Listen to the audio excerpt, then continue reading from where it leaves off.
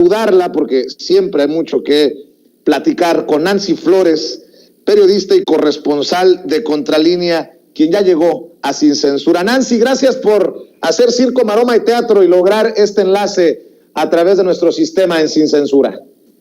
Hola Vicente, muchas gracias por la invitación. Pues sí, fíjate que tenemos un poco de problemas con internet, supongo que tiene que ver con todo esto que pasó ayer del sismo, pero bueno, ya estamos aquí. ¿Todos bien? ¿Todos tranquilos? Pues sí, tranquilos. Sí. Oye, querida Nancy, a ver, dame tu opinión sobre esta decisión histórica de la Suprema Corte de Justicia de la Nación con eliminar la criminalización del aborto, la respuesta del presidente Andrés Manuel López Obrador y un día histórico ayer para las mujeres y para los hombres, ¿por qué no decirlo? Para todos los mexicanos. Sí, definitivamente es un día histórico, Vicente, sobre todo para las mujeres y como bien lo decía el ministro presidente de la Corte, Arturo Saldívar, sobre todo para las que menos recursos tienen, porque hay que recordar que el tema del aborto y la penalización del mismo, pues ha llevado a la cárcel sobre todo a mujeres sin recursos, ¿no? Mujeres que se han practicado pues abortos en situaciones además que ponen en riesgo la vida. Entonces, sin duda es un día histórico para el feminismo, para las mujeres en general, y me parece que es además muy relevante que esto implique que todas las autoridades de todo el país están obligadas a nunca más penalizar a una mujer por practicarse un aborto o tener un aborto espontáneo, porque también hay que decirlo, muchas de las mujeres que están en la cárcel ni siquiera es un tema de que ellas decidieran terminar con su embarazo, sino por una situación de salud de su propio cuerpo, pues tuvieron estos abortos, ¿no? Entonces me parece que es muy relevante para la lucha feminista. Por supuesto que es apenas un paso pequeño. Esto no significa que todos los estados van a estar obligados a brindar estos servicios de salud que tanto requieren las mujeres, sino simplemente a que no se les castigue en cuanto se tenga una circunstancia de esta naturaleza, ¿no? Pero sin duda es un paso muy importante, muy, muy relevante que México avance en ese sentido, y lo que esperaríamos es que el resto de los estados, de las entidades federativas donde no está legislado la interrupción legal del embarazo, pues se legisle, ¿no? Y que pronto sea una circunstancia que se pueda vivir en términos de salud pública en todas las entidades federativas de México. Querida Nancy, y se viene mucho en este debate todavía, por lo que estoy viendo, sobre todo en redes sociales a personajes. Estoy mandándole dos opiniones que me he encontrado de bote pronto, de personajes de redes sociales que seguramente no se quedarán de brazos cruzados ante esta decisión de la Suprema Corte de Justicia de la Nación y bueno, pues generarán ruido con sus opiniones. Este personaje, César Sandoval, que dice: en el sentido espiritual, México no necesita más maldiciones, ya estaba mala situación, ¿para qué agravar las cosas contra la obra de Dios y contra el plan de salvación? El aborto, que en México se multiplicará, pone al país en grave riesgo ante la ira del Creador. Y el actor Eduardo Verástegui, asesor en su momento de Donald Trump, dice, hoy, esto lo escribe ayer, hoy México llora, hoy México tiembla, llueve desconsoladamente en varias partes del país y la tierra cruje. Hoy miles de bebés mexicanos han sido condenados a muerte, porque al despenalizar el aborto para todo el país, el mensaje es avanti. México llora, México tiembla. A solo días de que haya venido Santiago Abascal, el líder de Vox, tampoco me sorprenden estas declaraciones, Nancy. Mira, Vicente, primero decir que la decisión de la Corte fue por mayoría unánime, es decir, 10 votos de los ministros, ya no fue necesario el 11º voto que siempre genera la balanza. Entonces, es inatacable además, o sea, no hay manera de que esto se pueda revertir ya, es el máximo tribunal del país el que lo ha decidido. Entonces, bueno, pueden opinar lo que quieran, pero a mí me parece que esta gráfica que ha circulado también en redes sociales es muy clara, o sea, para opinar sobre el tema del aborto y sobre el cuerpo de la mujer tienes que ser mujer. Si no eres mujer, entonces mejor no opines, ¿no? Entonces me parece que el tema del aborto es un tema de mujeres y que estos dos personajes de los que tú has hablado pues tienen garantizada su libertad de expresión y pueden pensar que esto será motivo de que aumenten los abortos históricamente, y eso se puede ver en estadísticas en cualquier país, pero sobre todo en México, en las entidades donde se ha legislado la interrupción del embarazo por vía sanitaria, es decir, que los servicios de salud públicos están obligados a hacerlo, pues se puede ver que no hay una tendencia al alza. O sea, lo único que ocurre es que quienes ya habían decidido optar por esta opción, por abortar, pues lo van a hacer, o sea, lo van a hacer tengan o no legalizado el tema, ¿no? El asunto es que se haga en las mejores instalaciones, que sea salubre el lugar donde te lo van a practicar, que no se ponga en riesgo la vida de la persona, la vida de la mujer que se está sometiendo a estos procedimientos, etcétera. Entonces, creo que está muy claro que si eres hombre, pues no tienes mucho que aportar a esta discusión. Es una discusión feminista. Es una discusión de mujeres, ¿no? Y respecto de las mujeres que también están en contra, bueno, pues ellas pueden decidir sobre su cuerpo lo que les corresponde, ¿no? O sea, si no estás de acuerdo con el aborto, pues no abortes. O sea, simplemente se trata de eso, de decidir sobre nuestros propios cuerpos. Y es lo mínimo que podemos tener garantizado las mujeres. Me parece eso ya muy claro, y que en el tema de la Corte dan un gran paso, sobre todo para los derechos de las mujeres. Oye, Nancy, para nosotros es de gran orgullo que contemos con esta relación informativa, sobre todo porque ustedes siguen practicando el tan importante y necesario periodismo de investigación en la revista Contralínea. Y por ustedes, pues hay que decirlo que también nos queda claro el hueco o la caja chica que significaba para los gobiernos prianistas el Fonden. Perdón que te pida tu opinión también acerca de estas críticas, de estos señalamientos desde la oposición contra el presidente Andrés Manuel López Obrador por haber desaparecido el Fonden, pero ustedes ya en años anteriores han señalado que el Fonden no significaba necesariamente ayuda para los damnificados porque se servían con la cuchara grande y a manos llenas dieron y repartieron entre amigos y compadres los gobiernos prianistas, Nancy. Sí, fíjate que en el tema de los fideicomisos no solamente se trata del Fonden, sino el resto de los fideicomisos y fondos que se fueron creando como hongos prácticamente en el gobierno federal. Entonces había fideicomisos prácticamente para todo y en realidad servían como un hoyo negro, es decir, ahí como no está permitida la fiscalización porque tienen su secreto fiduciario, al final lo único que hacían era pues eso, o sea, repartir contratos entre amigos, ¿no? Y se generaba todo tipo de corruptelas. En el caso del Fonden queda muy claro que sirvió sobre todo para saquear las arcas públicas y muy poco del recurso en realidad llegaba a los damnificados. Y eso es histórico, o sea, nosotros no solamente hemos hecho reportajes sobre el Fonden en sí mismo y el uso de los recursos públicos que ahí se guardaban, se resguardaban, sino incluso sobre las zonas devastadas por huracanes, por sismos, etcétera, de cómo no les llegaba el recurso. O sea, en los informes de gobierno y en los informes del propio Fonden se decía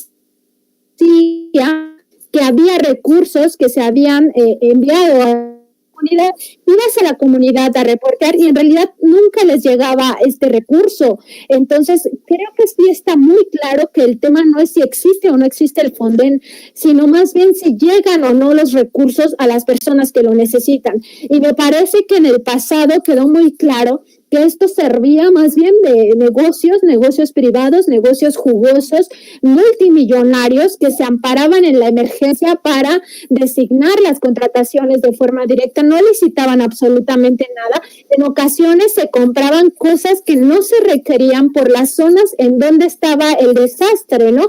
O sea, no es lo mismo que un desastre esté en el norte con ciertas temperaturas a un desastre en el sur, ¿no? Entonces, me parece que eso ya quedó súper claro. También había otro tema en el caso del Fonden, que se amparaban en la seguridad nacional. Como era un fondo que se operaba desde la Secretaría de Gobernación, se amparaban en esta seguridad nacional para evadir la fiscalización y sobre todo para rendir cuentas. Entonces era una información súper cerrada que al final del día lo único que permitía era el saqueo vil de miles de millones de pesos y los damnificados, pues como ya te digo, al final de cuentas no recibían o recibían muy poco de los miles de millones que se suponía que se estaban gastando para atender las emergencias. Y eso ha quedado muy claro, sobre todo en el sismo de 2017, los dos sismos, el de Oaxaca del 7 de septiembre y el del 19 de septiembre. Me parece que es el mejor ejemplo de cómo los recursos del Fonden no bajaron hacia los damnificados, los que más necesitaban el apoyo, la ayuda, y cómo al final tiene que venir nuevos gobiernos, es decir, el del propio Andrés Manuel López Obrador y en los otros estados que haya cambio de gobierno para que se atiendan esas problemáticas. Entonces queda muy claro que no es un tema de si existe o no el Fonden, sino más bien de si llegan o no los recursos a los damnificados. Bien, Nancy, permíteme pedirte tu opinión también de dos cositas para despedirte y agradecerte tu generosidad.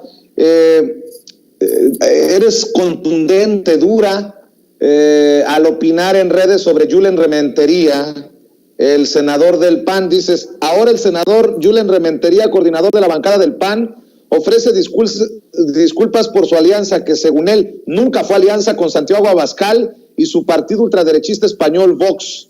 Pues, ¿qué esperaba de tal asociación? ¿De qué verdad creyó? ¿De verdad creyó que era buena idea? Y no solamente eso, también se da un desmarque, un desligue, un deslinde de Julen Rementería, de su asesor neurolingüista, el tumbaburros, por su declaración aquella infame de hace unos días en el Senado.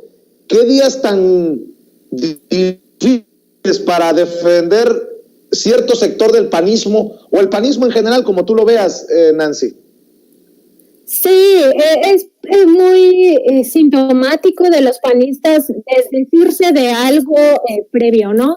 Y en este caso me parece que la disculpa de Julen Rementería es porque al final le salió muy caro esta alianza con Vox, pero no hay que olvidar que ellos sí firmaron la Carta Madrid, o sea, eso sí ocurrió, aunque él quiera decir que no hubo tal alianza, eso sí pasó.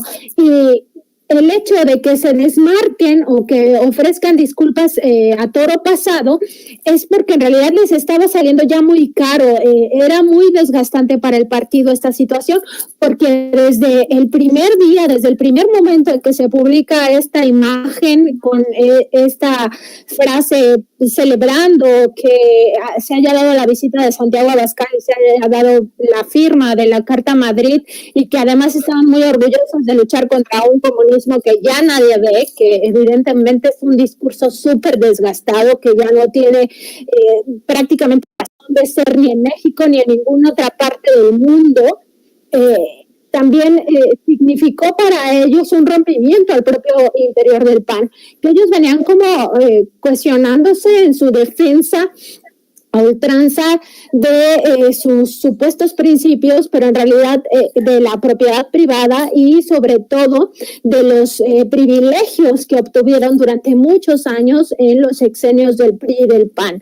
Eso es lo que estaban defendiendo y por eso venían muy cuestionados, ¿no? Venían muy cuestionados sobre todo en la parte de las elecciones intermedias. El tema es que esa cuestión es artificial, ¿no? Es como la alianza con el PRI, con el PRD, es artificial, es digamos que no tiene bases, no tiene futuro.